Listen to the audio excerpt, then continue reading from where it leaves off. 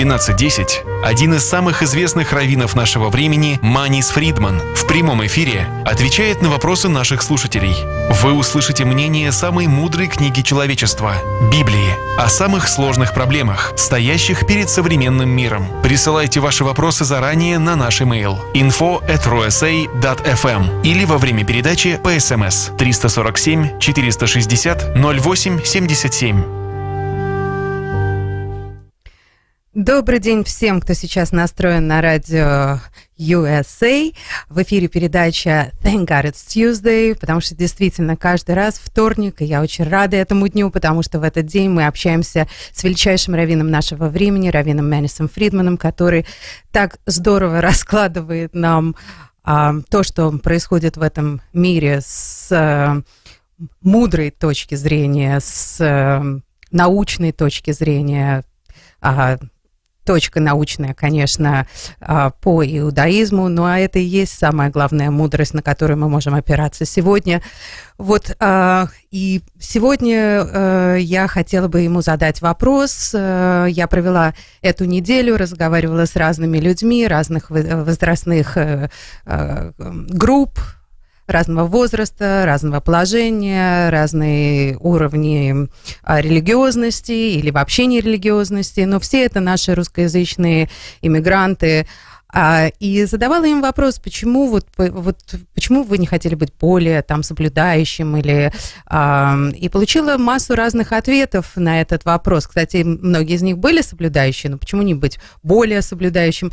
Вот такие вот разговоры у меня были с людьми на этой неделе. Ответы, которые я получила, такие обычные, что у нас нету культуры, мы ничего об этом не знаем, религия тяжелая, много запретов, нет времени изучать. Вот такого рода ответы я получила, и вот хотела бы перенести вот это вот настроение многих людей, с которыми я разговаривала, раввину Манису Фридману, и узнать его мнение и вообще вот как он реагирует на то, что сейчас в мире происходит. И очень многие, кстати, стали больше приобщаться, больше объединяться. И наши русскоязычные иммигранты еврейского происхождения тоже. Но, тем не менее, нам это дается немножко тяжелее, чем другим. Вот поэтому хотела бы поговорить с раввином Манисом Фридманом. Может, у него для нас есть какие-то идеи и советы о том, как, чтобы и это было легче. Hello, Rabbi Friedman. Thank God it's Tuesday. Thank you so much for this time that you allocate for us. I briefly explained to our audience that I spent the last week talking to people of different age groups, different demographic groups, different levels of observance, and was asking the same question.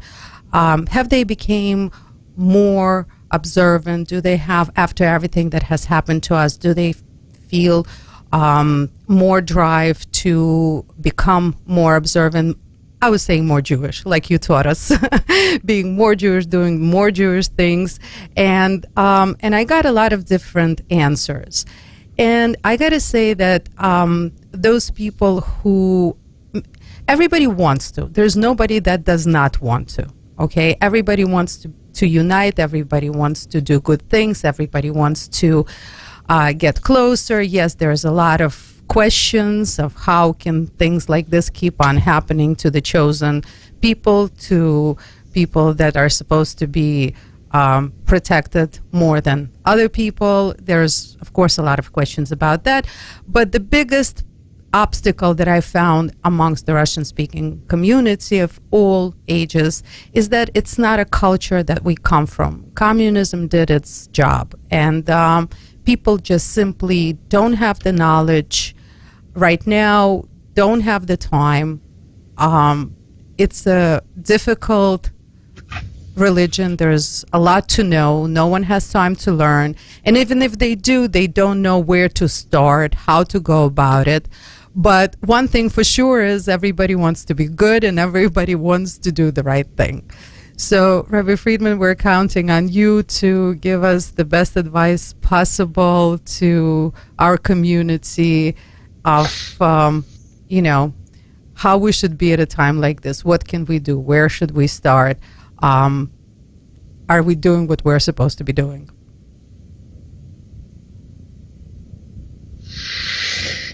Doing what we're supposed to be doing. Those are big words.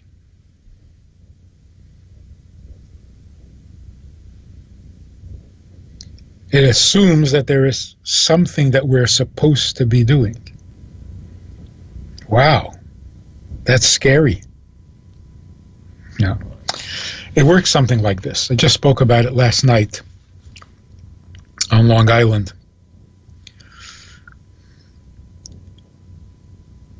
We're absolutely certain that Mashiach is around the corner. But we can't be childish about it. And we can't be juvenile. Somebody is going to come, a big hero, and he's going to save us and make everything good. In order for Mashiach to come and teach the world has to be ready. You know, there are these great movies about special teachers who went into very difficult schools where the students were wild and violent and unmotivated, and they turned the school around and all the students got to respect the teacher and love the teacher and so on. Great movies. But that has been our history. We are the teachers, and the world is a classroom out of control. Or a school out of control. Many classes. Many classrooms. So, the pity, of course, at the beginning of the movie, you have a lot of pity for the teacher. It seems like an impossible task.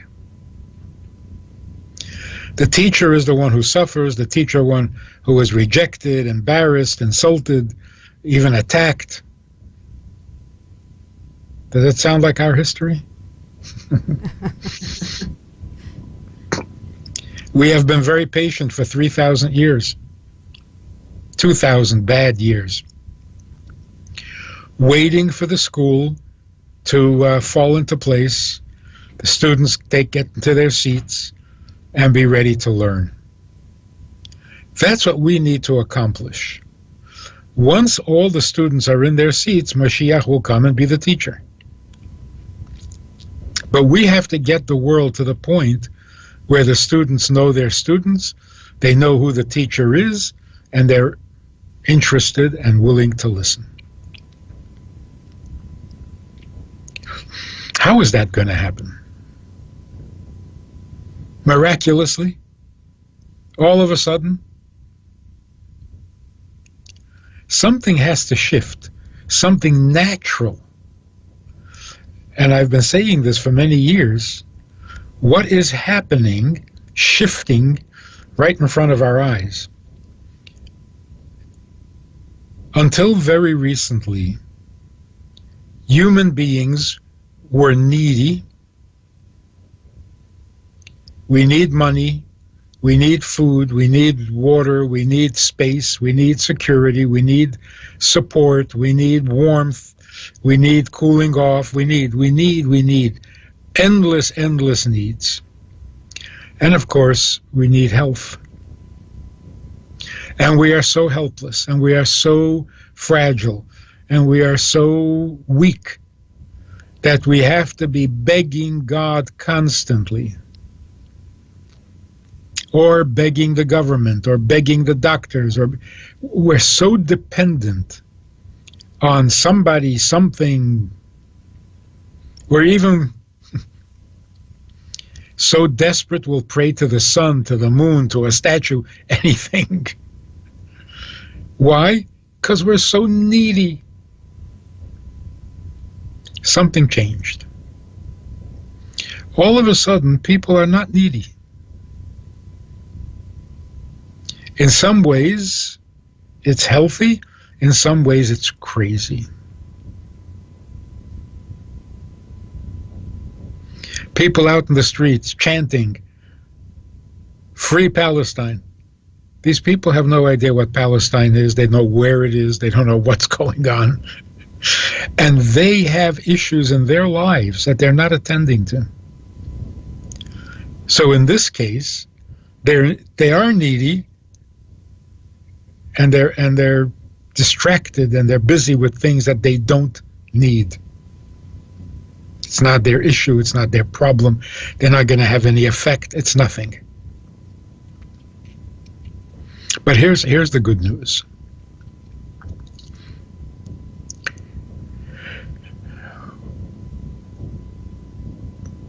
We didn't ask to be born. Even children now are realizing, I have jobs and obligations and responsibilities. Why? I didn't ask to be born. Meaning, I don't need to be born. I don't need this. If I don't need to be born, how is it that I need to pay bills?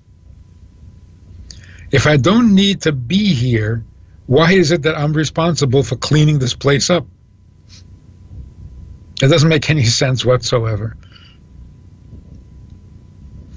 What is shifting is we are transitioning, sorry to use that word, we're transitioning from needy to needed.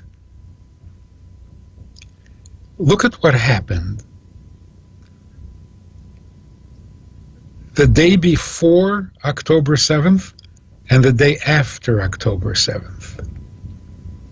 This will go down in history as a radical change in Israeli society and in the Jewish world and in the world in general. But let's understand what happened before it gets twisted by historians. What happened was this. There were protests raging all over Israel and in the whole world. Everyone was busy voicing their need. And different people have different needs. So it was tearing us apart. We need the government to be this kind of government. The Supreme Court should be this kind of Supreme Court.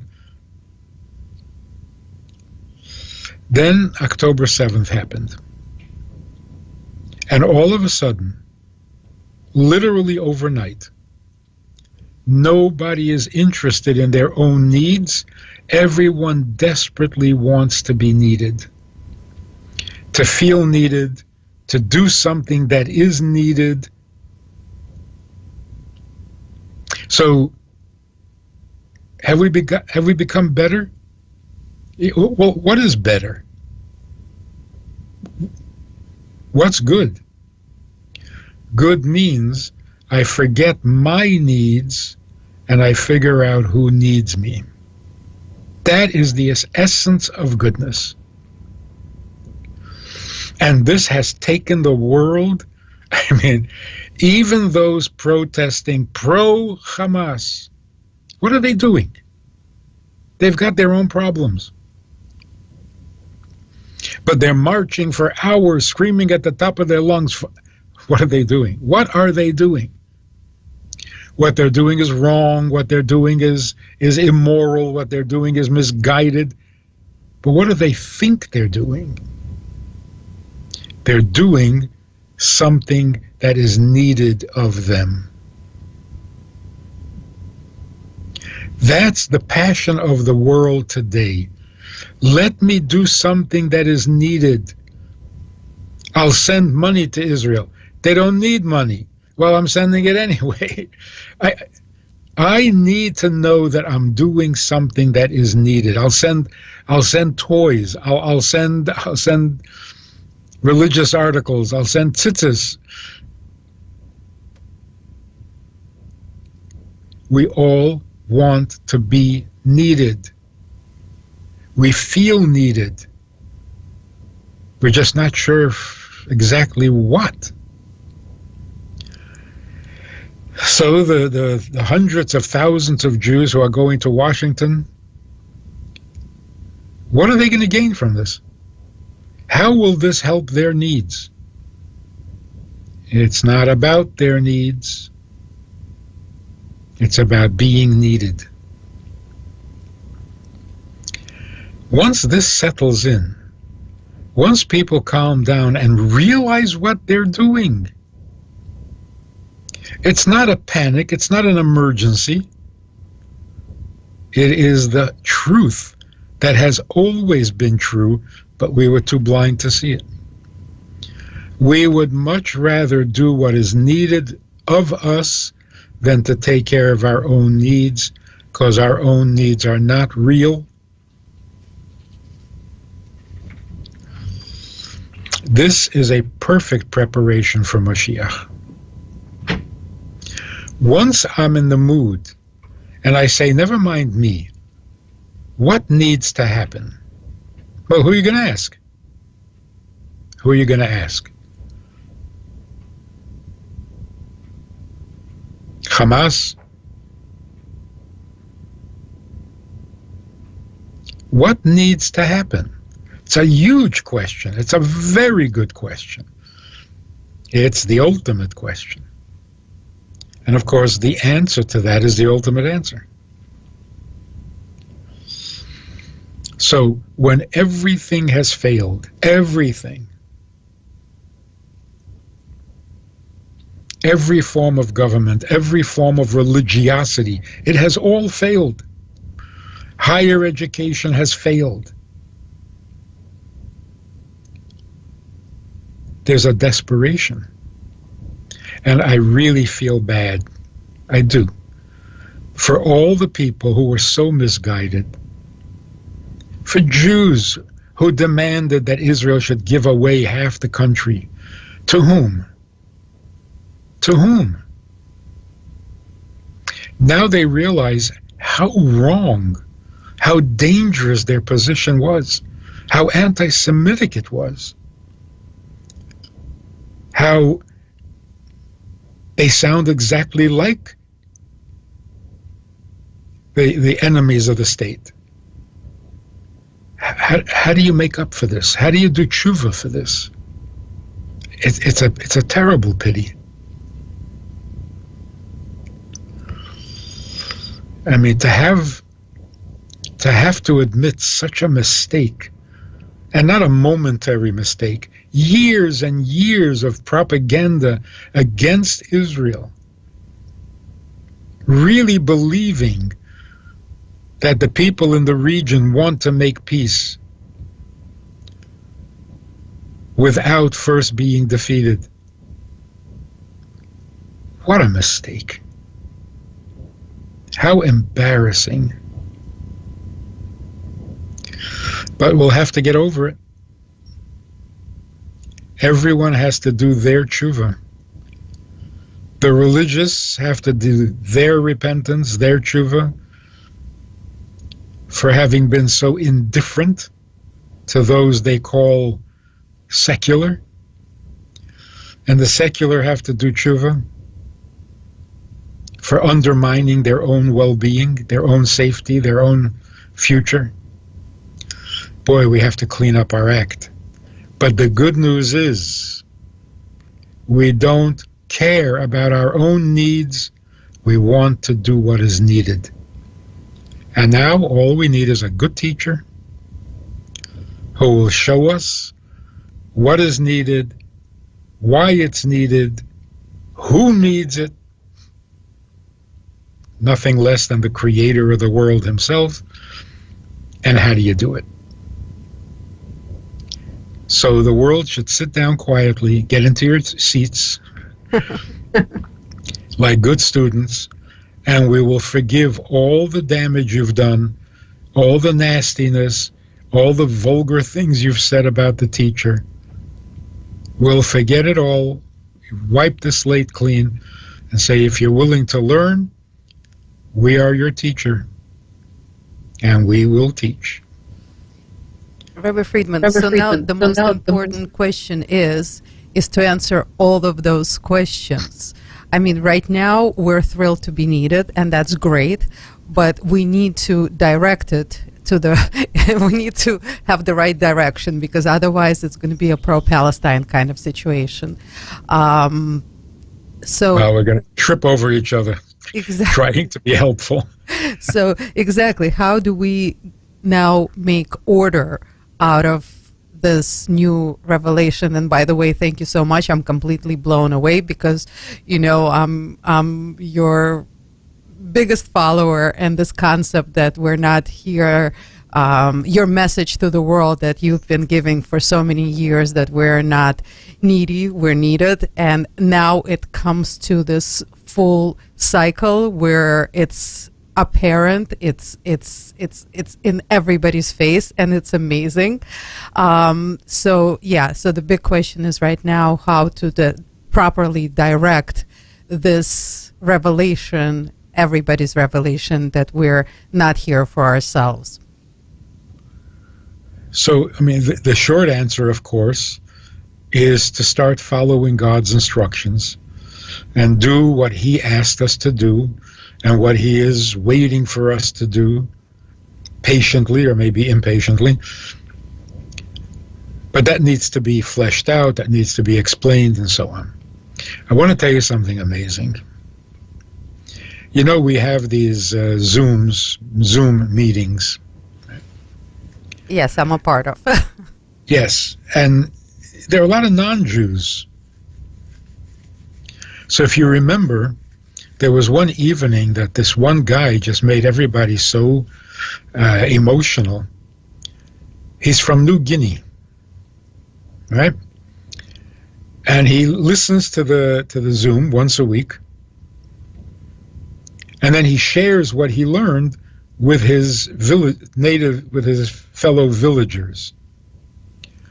And he told us online that to get to where he can have internet connection, he has to walk 8 hours from his village,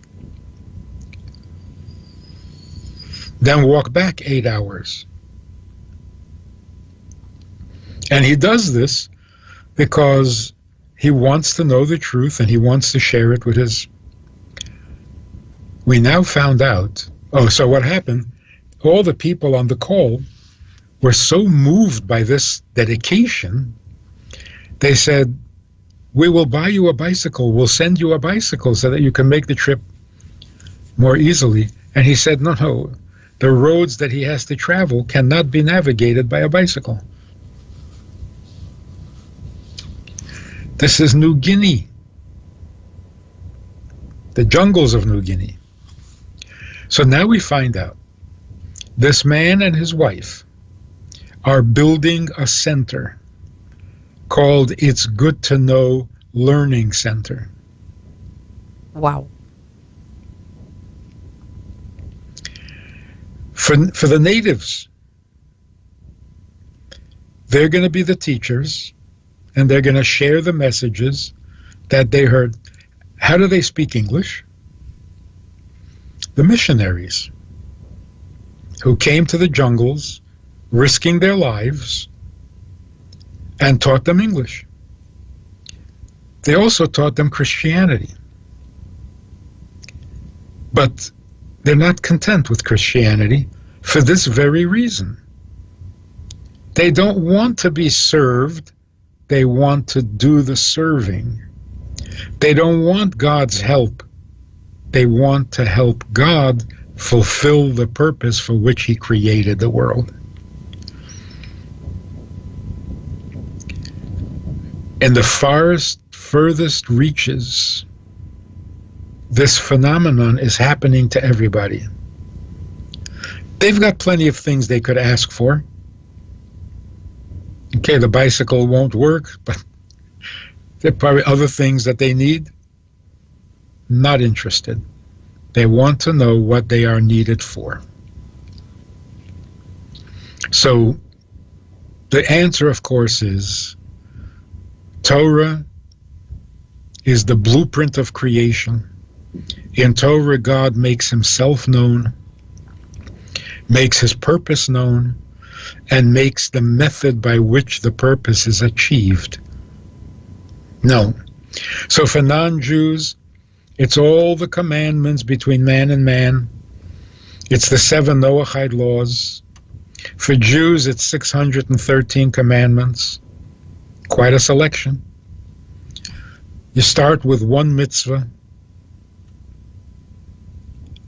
and you pick the one that is most easily applied to your life, and we start fulfilling the purpose for which we exist. Men put on tefillin, like the soldiers in Israel, begging, demanding, send us tefillin. Tzitzis, it's the rage. There aren't enough tzitzis in the world for all the soldiers who want to wear them. All the scribes are busy day and night producing more mezuzah to put on the doors and more tefillin for the soldiers and for everybody else. And here's the beautiful thing. I was really inspired and encouraged. There's an Israeli television show, talk show. And there are 3 or 4 anchors. It's partly news, it's partly conversation.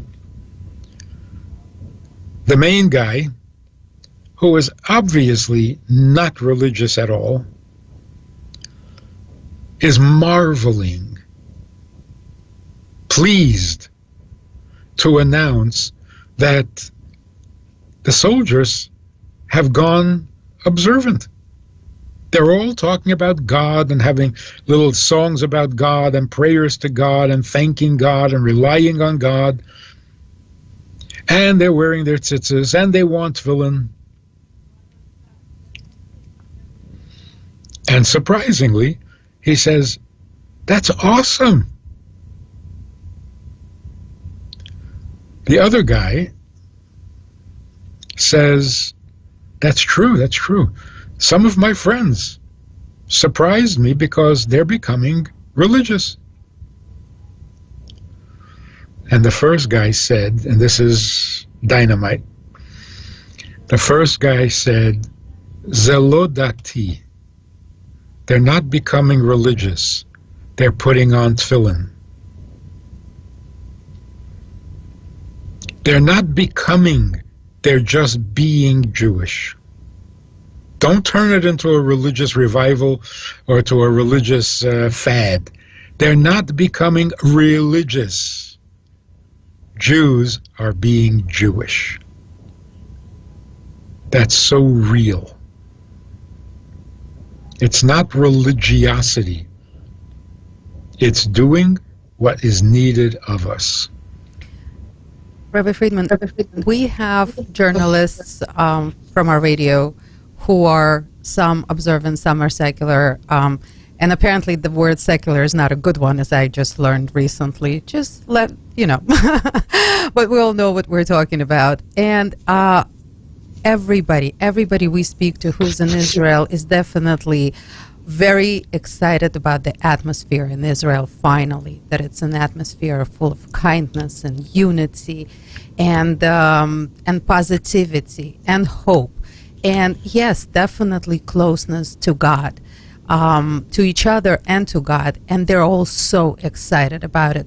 However, even though it is spilling overboard to the rest of the diaspora, but not the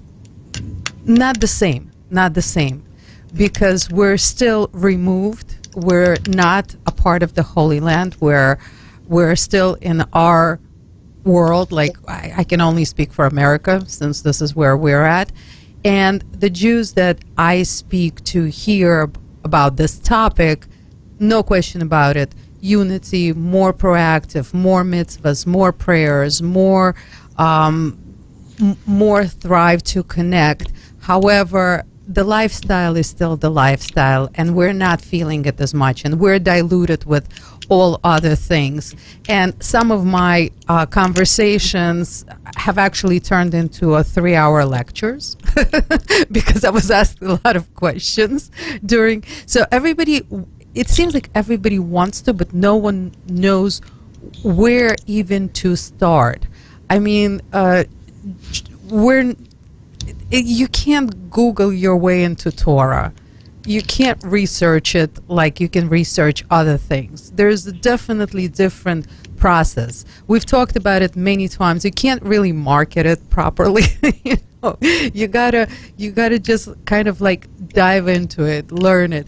But everybody, I mean, where is that starting point for people who want to know, who want to connect more, where they're doing some things, they are, but how do they dive in? Like everybody in Israel dove in. How do we dive in the diaspora?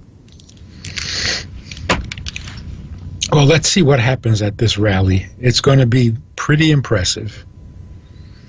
The world should pay attention and learn a lesson. But let me mention another interesting thing.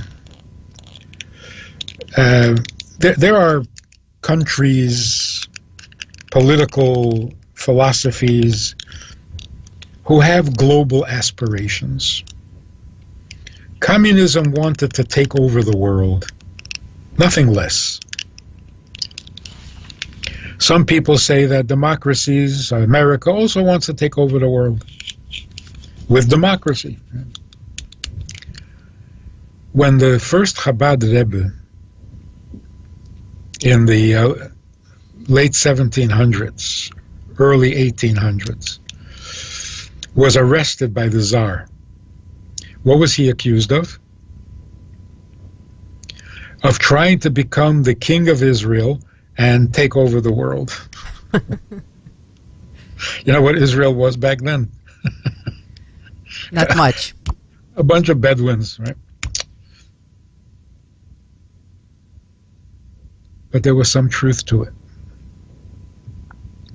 Look at something that happened recently.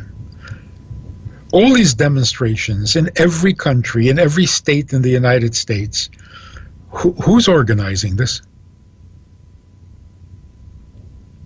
Well, we know who organizes our side, but we don't know who organizes the other side, for sure. Everywhere in the world? Every country is pro-Palestinian? No. It's Palestinians. It's Muslims. It's radical Muslims who are everywhere in the world, and it's a plan. It's intentional. They want to take over the world, which of course they say clearly, and they want to enforce Sharia law everywhere in the world, and they placed people everywhere in the world in order to make that happen. While they were doing that, the Lubavitcher Rebbe was doing the same thing.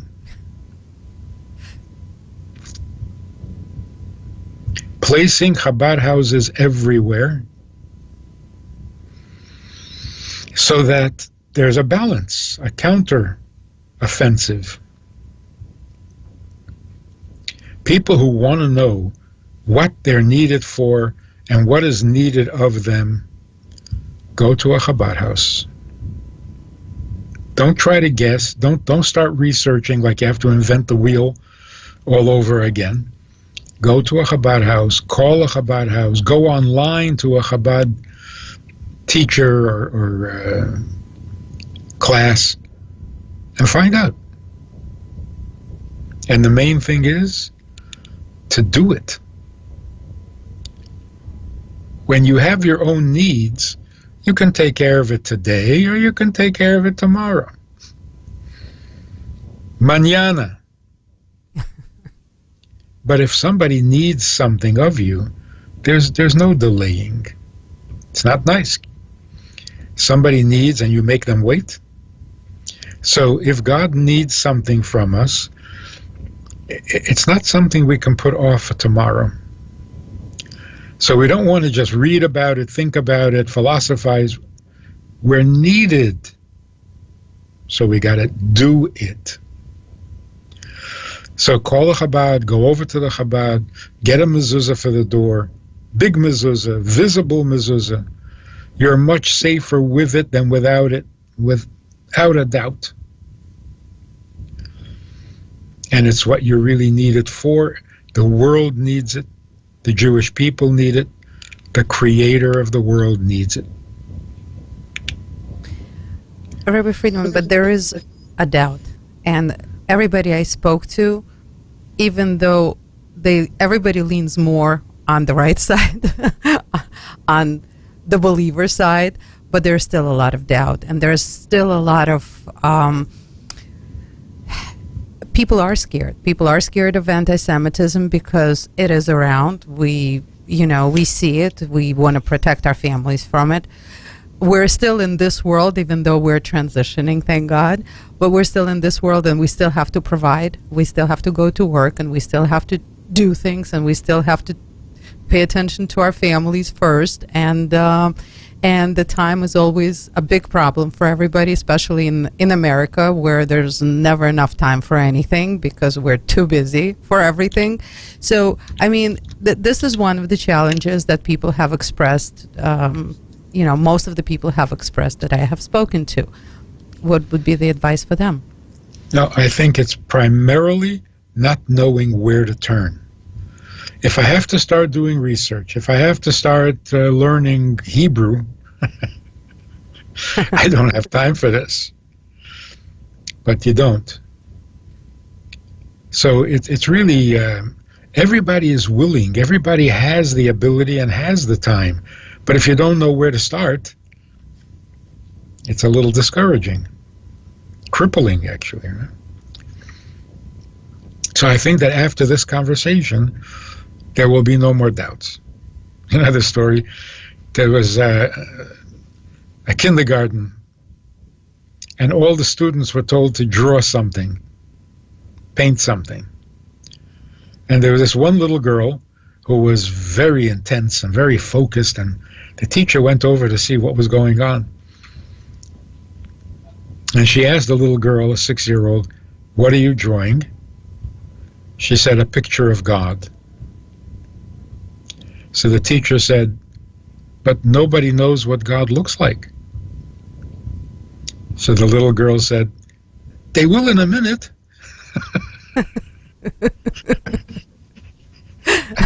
That's why I'm making you a picture, because you don't know what he looks like. So now that we've had this conversation, now everybody knows. We've cleared away all the doubts now. Now there's going to be a lot more conversations. Yeah. It's a good conversation. It's a good conversation.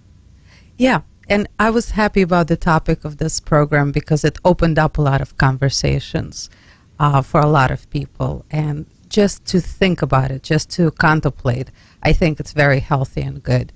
But isn't it interesting? We're at war.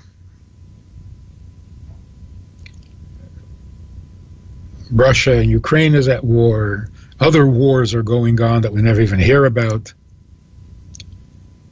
But what really is the mother of all wars? Good versus evil. Yes. Exactly that. So people say, well, why does there have to be war?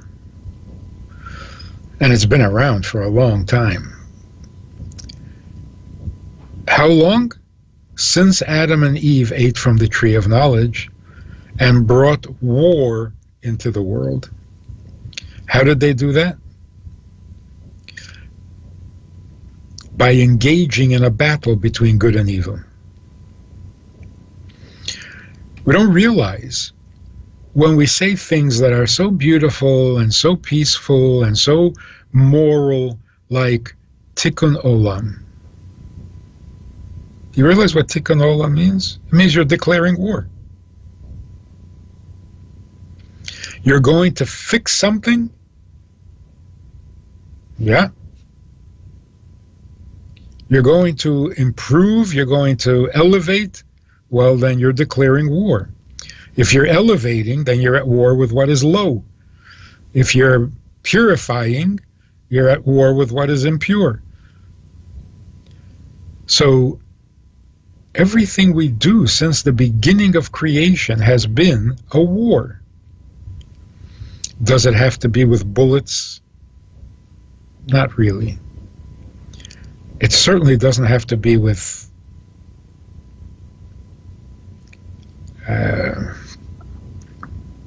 what we saw on October 7th.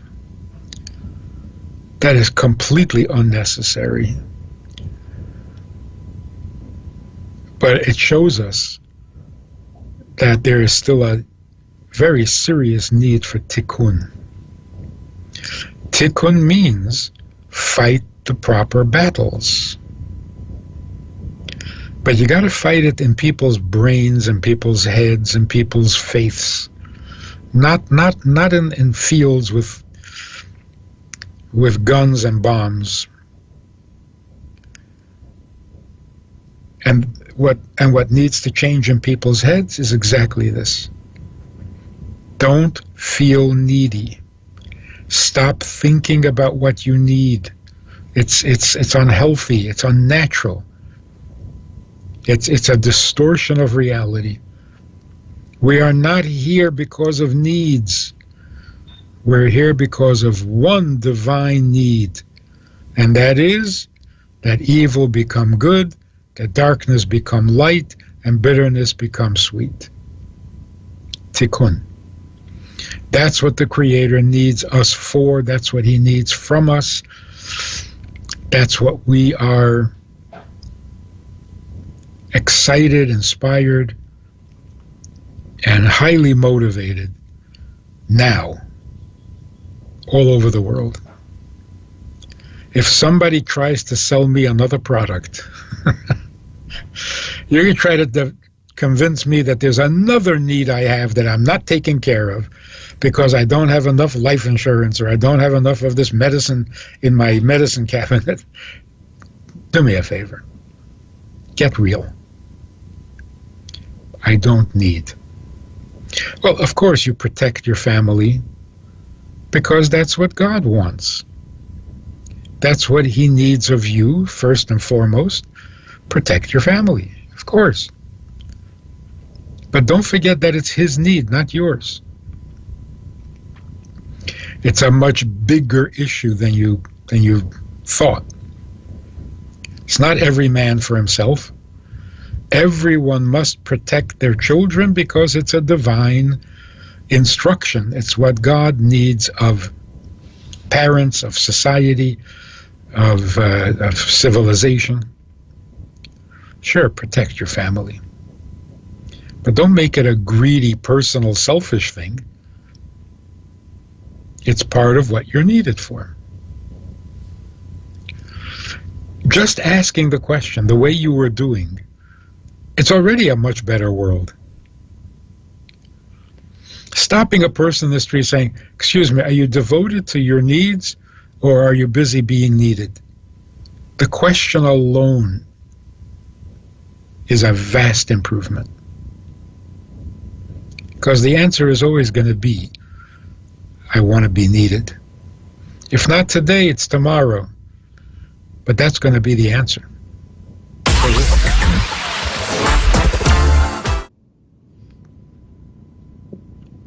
It's the truth. Rabbi Friedman, absolutely amazing. It's an absolutely brilliant, so needed to hear everything that you have said today, and I am just amazed how everything we've heard you say over years and years and years, your teachings are just so actualized right now. We can see everything. We're living it. And I think we're living the whole Torah right now. All the teachings are becoming 3D right in front of our eyes. I think as scary as everything is, we're living in an amazing world and during amazing times. And I cannot be more grateful to Hashem for this opportunity to be able to have you heard on the Russian-speaking radio to the Russians, addressing the Russian-speaking community, and giving us your wisdom, the eternal wisdom, and this is absolutely priceless. The most, I truly think if there's a reason for the radio, I think this is it. If there is a purpose to doing what we're doing, I think this is the purpose. Everything else is fun and dandy and great and also very nice for everybody, but I think this is it, and I'm so grateful to you on behalf of our entire community for giving us your time, your wisdom, and your knowledge, and making life livable during really, really tough times. You know, when the Russians started coming to Israel, the Russian Jews, it was a challenge to be absorbed, to make, to find them jobs, which we didn't do a good job at. But some Israeli official was visiting with the Rebbe, and he said, this is really a difficult challenge. And the Rebbe said, realize these Russians coming will bring idealism back to the country. Idealism is a very natural part of the Russian mentality. Sometimes it's a little off track, going in the wrong direction, but always idealistic. When that idealism is directed in the right direction, it rejuvenated Israel. Certainly in the tech world. So, yeah. Good things start in Russia. Chabad. Of course. That's the best thing that started. Right. Yeah. Rabbi Fridman, thank you. Thank you so much. And have a wonderful week. Hopefully we'll get more good news, because this was extremely positive. I hope everybody heard this message loud and clear, and I hope we'll be able to become more and more positive with every week, God willing. Yeah. Thank you so much. Let's see what Washington produces. Yeah. Let's see. Thank you. Ну, а всех, кто нас сегодня слушал, огромное вам спасибо за то, что вы хотите сделать этот мир лучше и слушаете эту передачу и учитесь, как повернуть свое сознание так, чтобы это могло произойти, чем побыстрее. И надеюсь, что вы поделитесь этим знанием, те, кто нас слушал, с другими. И таким образом мы сделаем этот мир лучше, быстрее, светлее, так, как нам положено это делать. С этими словами я Аня Пекерман и передача Thank God It's Tuesday. Прощаемся со всеми до следующей недели.